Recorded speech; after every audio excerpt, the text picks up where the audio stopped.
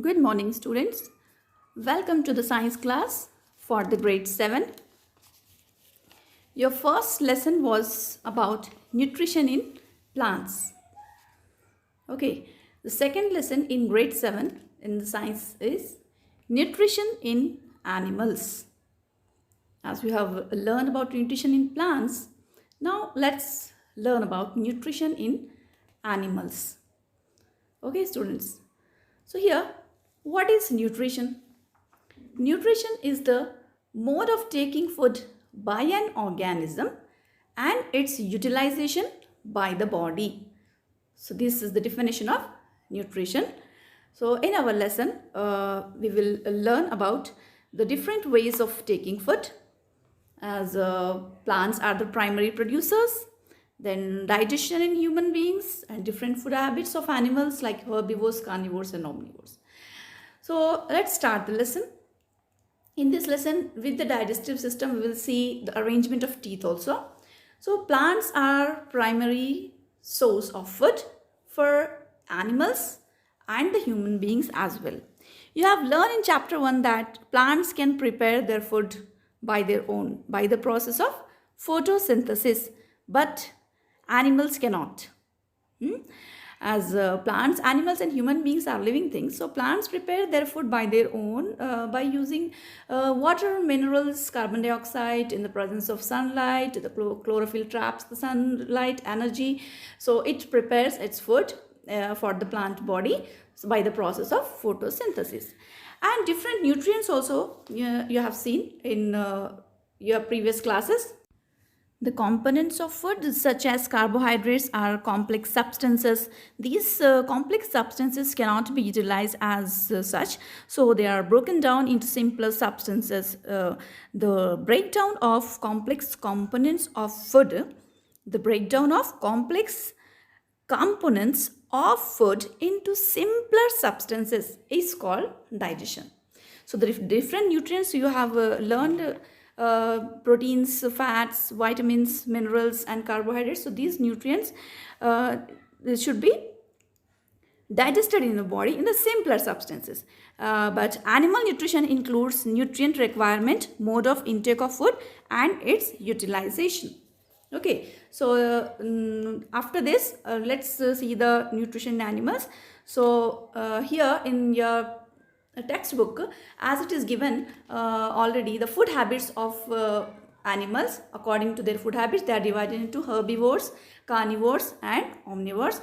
As you know, herbivores are the animals which eat only grasses or plant products, or carnivores are the animals which eat flesh of other animals, and omnivores are the animals which eat both the plants and flesh of other animals. So these are the categories of animals.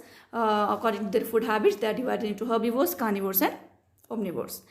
Here is one activity, what is the type of food and mode of feeding of the following animals. In your textbook, this table is given. In that, the mode of intake of food is important here. So write down your observations in the given table. You may find the list of modes of feeding given below in the table helpful. In your textbook, this table is given.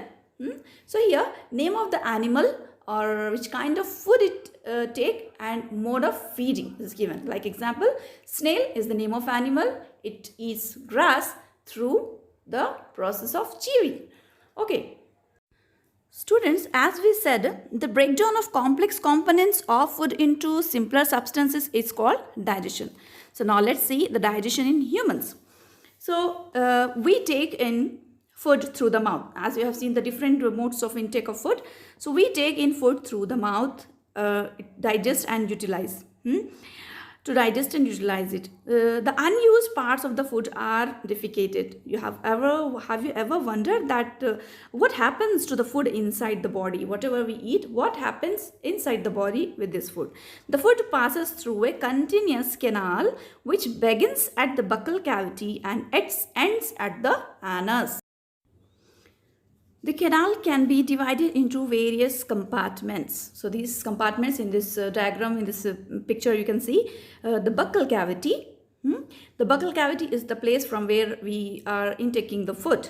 Then it passes through the food pipe or esophagus. Then it goes to stomach, then small intestine and large intestine, ending in the rectum and anus. Here you can see the parts of a digestive system in this diagram.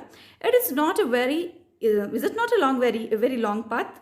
These parts together form the alimentary canal. All these parts which you have seen, buccal cavity, food pipe, esophagus, stomach, small intestine, large intestine, all these parts together form the alimentary canal. Okay, and it is called digestive tract also. The food components gradually get digested as food travels through the various compartments, as these compartments you have seen. So here, the inner walls of the stomach and the small intestine and the various glands associated with the canal, such as salivary gland, the liver and the pancreas.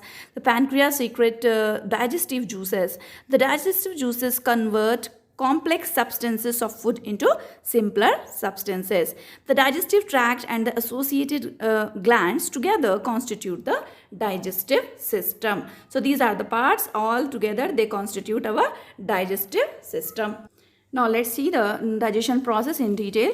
For the first, it starts with the mouth and buccal cavity. Food is taken into the body through the mouth. The process of taking food into the body is called ingestion. We chew the food with the teeth and break it mechanically into small pieces. So each tooth is rooted in a separate socket in the gums. So the structure of teeth and arrangement of teeth we will see later.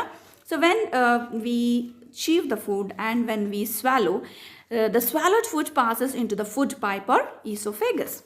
Okay, then it passes to stomach. The stomach is a thick wall bag. Its shape is like a flattened U and it is the widest part of alimentary canal.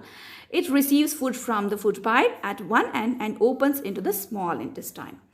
So small intestine, now food passes to small intestine. It is highly coiled and is about 7.5 meters long if we open and pull it. So in the small intestine, the digestive food can now pass into the, from small intestine, it passes to the blood vessels in the wall of intestine. This process is called absorption. In this process, the inner walls of the small intestine have thousands of finger-like outgrowths. These are called villi. So from here, it passes to the large intestine. The large intestine is wider and shorter than small intestine. So here the remaining waste passes into the rectum and remains there as semi-solid feces. The fecal matter is removed through the anus from time to time. So this is called egestion. So the food which is absorbed in small intestine, that process is called absorption. So our digestive system, the digestion completes by the process of ingestion, digestion, absorption, assimilation and egestion. So it was the human digestive system. Okay, I hope it is clear for you. So in next class we will see the arrangement of teeth and some other more topic of your lesson. Till then, goodbye.